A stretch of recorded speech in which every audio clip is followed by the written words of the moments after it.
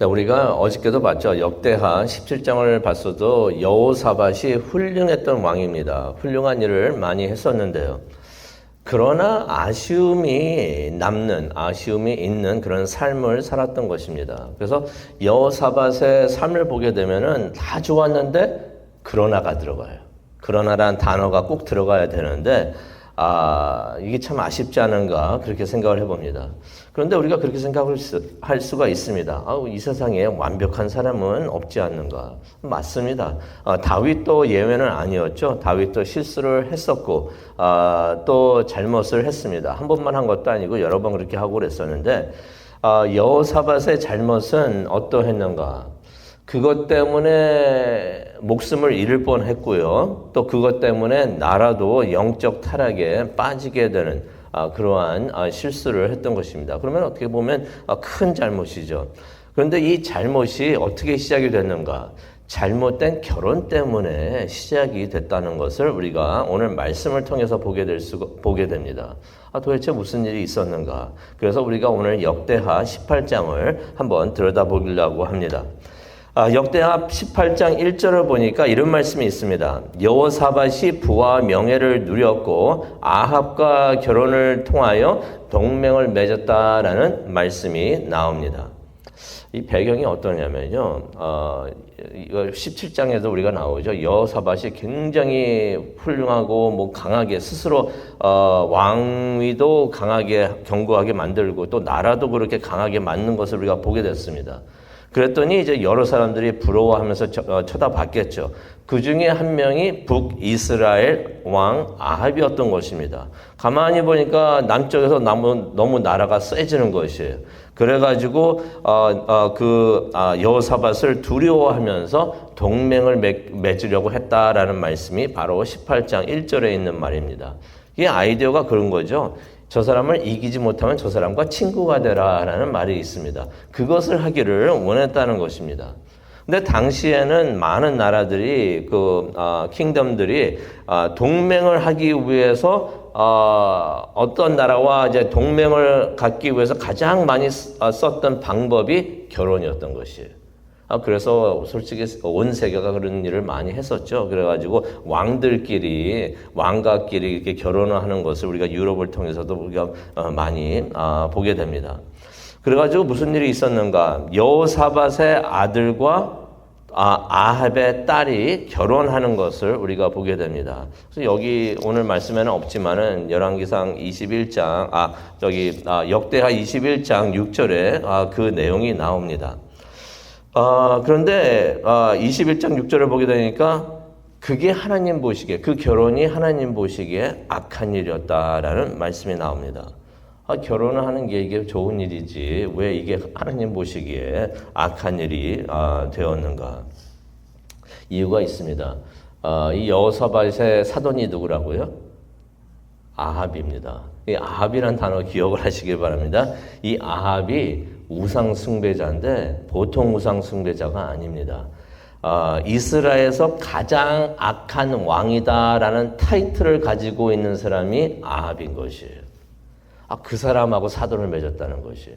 근데 아합만 그랬던 것이 아닙니다. 아합의 아내가 굉장히 유명하죠. 이 아내도 이스라엘에서 가장 악한 여자라는 그런 타이틀을 가지고 있는 여자가 될 수가 있는데 그 사람의 이름이 이세벨이었던 것이에요. 그래서 아합과 이세벨이 그 이스라엘 왕 그 가족이었는데 그들과 사돈을 맺었다는 것입니다. 시편 1편 1절을 보게 되면은 복 있는 사람은 악한 자와 함께하지 않는다. 악한 사람들하고 사귀지도 않고 악한 사람들과 같이 지내지도 않는다라는 말이 있는데 여호사밧은 무엇을 했습니까? 그런 사람들과 사돈을 맺었다는 것입니다. 동맹을 맺었다는 것입니다. 근데 그때 무슨 일이 있었는가? 그 이스라엘 왕 아합이 아람 왕하고 사이가 그렇게 좋지가 않았습니다. 그래서 하루는 여호사밧이 이제 사돈을 만나려고, 사돈 아합을 만나려고 이제 사마리아로 가게 됩니다. 그 내용이 이제 2절에 나옵니다. 그랬더니 아합이 큰 잔치를 열어가지고, 사돈이 왔으니까 큰 잔치를 열어가지고 여호사밧에게 그 베풀었는데, 그 속마음이 따로 있었던 것이에요. 그 여호사밧을 유혹을 하려고 했던 것입니다. 무슨 유혹을 하려고 했는가? 3절에 나오죠. 아합이 여호사밧에게 그런 말을 합니다. 나와 함께 아랍 왕을 치러 갑시다. 이 말을 하려고 사돈이 와서 그런 것도 있겠지만은 큰 잔치를 열어가지고 여호사밧의 마음을 흔들고 놓고 있었던 것입니다. 여호사밧 입장에서는 이거 참 곤란합니다. 이거 남의 전쟁, 이거 전쟁 안 해도 되는 거거든요. 근데 남의 전쟁에 끼어들기도 그렇고, 사돈이 그렇게 간절하게 부탁을 하는데 거절하기도 그렇고, 그래서 일단은 동의를 합니다. 그렇게 합시다. 그런데 조건을 하나 겁니다. 무슨 조건을 걸었는가? 하나님께서 허락하시면, 하나님께서 허락하시면 가겠습니다라고서 그렇게 조건을 겁니다. 그래가지고 이제 4절을 보니까 모두다가 이제 선지자들에게 물어보기로 하는데요. 그래서 하나님의 뜻이 무엇인가 여쭤보기로 합니다. 그래가지고 이제 아합이 무슨 일을 하는가? 선지자 5절을 보니까 선지자 400명을 모읍니다. 선지자 400명을 데려와가지고 이제 물어보는 것이 나옵니다. 그랬더니 400명이 뭐라고 대답을 합니까? 한결같이 똑같은 말을 합니다. 가십시오. 하나님께서 이기게 해 주실 것입니다. 라고 말을 합니다. 그러면 좋은 거죠. 근데 이게 문제가 있었습니다. 이 400명 전부 다가 거짓 선지자들이었던 것이, 가짜들이었던 것입니다. 우리가 20절과 21절을 보면 나오는데 거짓 영이 나옵니다. 거짓 영이 하나님을 만나는 장면이 나오는데 이 장면을 욥기서에 나올 때 하나님과 사탄이 이제 만나는 얘기하는 그런 장면이 나오는데 그것과 똑같은 장면이 나오는 것을 우리가 보게 되는데 거짓 영이 가가지고 아합을 속여가지고 거짓말을 속여가지고 꿰겠다라고 하는 내용이 20절과 21절에 나오게 됩니다. 이게 다 거짓말이었던 것이에요. 근데 여호사밧은 어떠했던 사람이었습니까? 우리가 17장을 통해서도 봤지만은 하나님을 두려워하면서 하나님을 예배했던 사람이에요. 거짓 영이 와가지고 거짓말을 막 하고 거짓 선지자들이 막 거짓말을 하고 있으니까 이게 영적인 사람들은 압니다. 확실히 몰라도 예언을 들으면서 뭐가 찜찜한 거를 아마 느꼈던 것 같아요. 그래가지고 여호사밧이 6절에 이런 말을 합니다. 이 사람들 말고 400명이나 와서 이 똑같은 말을 하는데도 이 사람들 말고 다른 여호와의 선지자가 없나요? 하나님의 말을 해줄 수 있는 사람, 그런 사람은 없습니까? 라고서 그런 말을 합니다. 그랬더니 이제 아합이 7절에 이런 말을 하죠. 한 명이 있기는 한데 그 사람은 항상 나에게 나쁜 말만 하고 한마디도 좋은 예언을 한 적이 없습니다. 나에 대해서 좋은 말을 한 번도 한 적이 없습니다. 라고 말을 합니다. 근데 이건 진실이에요. 근데 진실인데 왜 진실이 되는가? 아합이 뭐라고 그랬죠? 가장 악한 왕이 되는데 악한 일만 골라서 하니까 좋은 말을 할 수가 없었던 것이에요. 그래서 항상 나쁜 예언을 하고. 근데 선지자가 그렇죠. 선지자는 이제 하나님의 말씀을 대변하는 사람인데 그 사람이 뭐 보기 싫어가지고 그래서 나쁜 말을 했다는 것이 아니고 그러면은 안 좋은 거죠. 하나님께서 그렇게 책망하는 말을 전하도록 하셨다는 것입니다. 그러면서 이제 아합이 이런 사람이 한 명 있는데 그 사람의 이름이 미가야입니다. 라고 말을 하는 것을 우리가 7절을 통해서 봅니다. 그래가지고 이제 미가야가 왕들 앞으로 이제 불려 나옵니다. 이제 아합도 있고 여호사밧도 있고 그러면서 이제 그 자리에는 이제 많은 선지자들이 있었죠. 400여 명의 이제 선지자들이 다 있었는데 그렇게 이제 불려옵니다. 그래서 그가 이제 불려오는데 거짓 선지자들은 계속해서 거짓 예언을 하고 있었던 것이에요. 미가야가 이제 왕들 앞에 오는데도 거짓 선지자 400명의 거짓 선지자들이 계속해서 거짓말을 하고 있습니다. 그 중에서 시드기야, 10절에 시드기야가 나오는데요. 이름이 같아가지고 헷갈릴 수는 있는데 그 왕 시드기야가 아니고 이 사람은 거짓 선지자입니다. 거짓 선지자 시드기야가 이런 말을 합니다.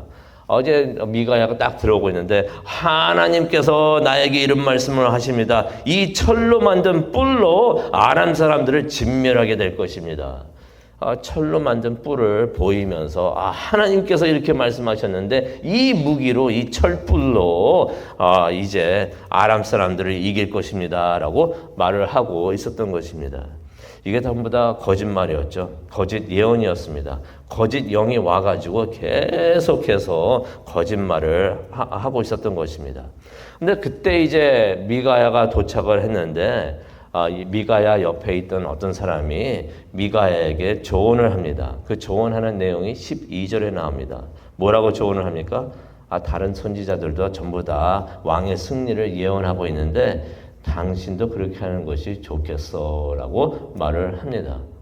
이게 조언일까요? 뭘까요? 이게 조언같이 들립니까? 이게 협박이죠. 협박하는 겁니다. 다른 사람도 다르게 하는데 당신도 그렇게 하는 게 좋겠어. 그렇게 하라는 거죠. 이게 협박을 하고 있는 것입니다.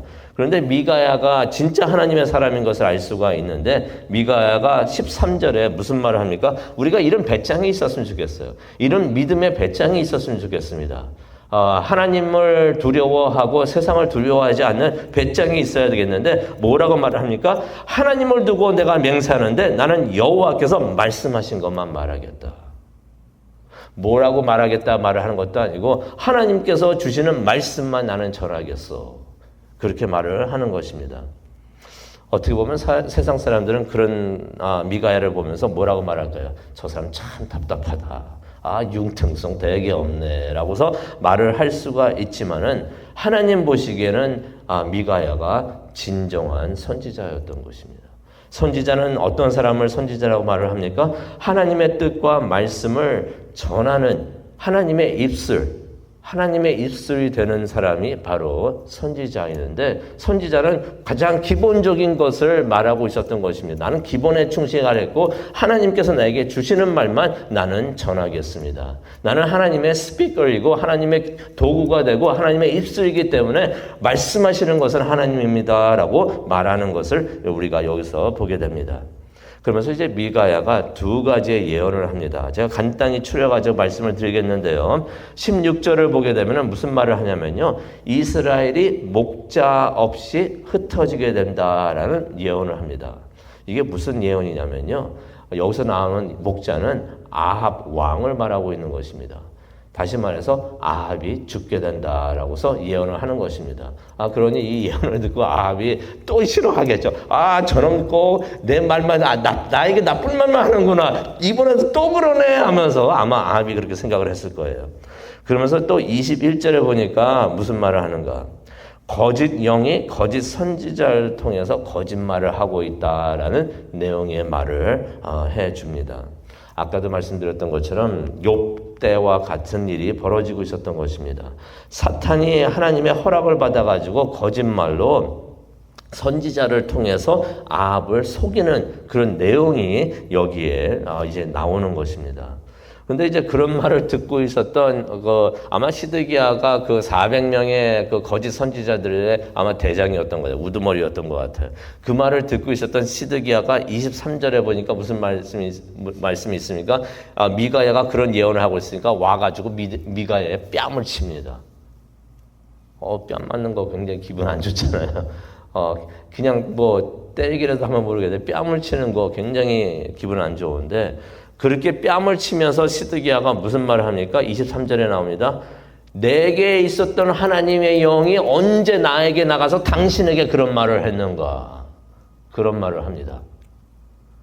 어떻게 보면 굉장히 건방지고 교만한 말이 되겠는데 하나님의 영이 자기의 종인 것처럼 내가 데리고 있었던 하나님의 영이 하나님의 영이 나가가지고 언제 당신에게 그런 말을 했는가?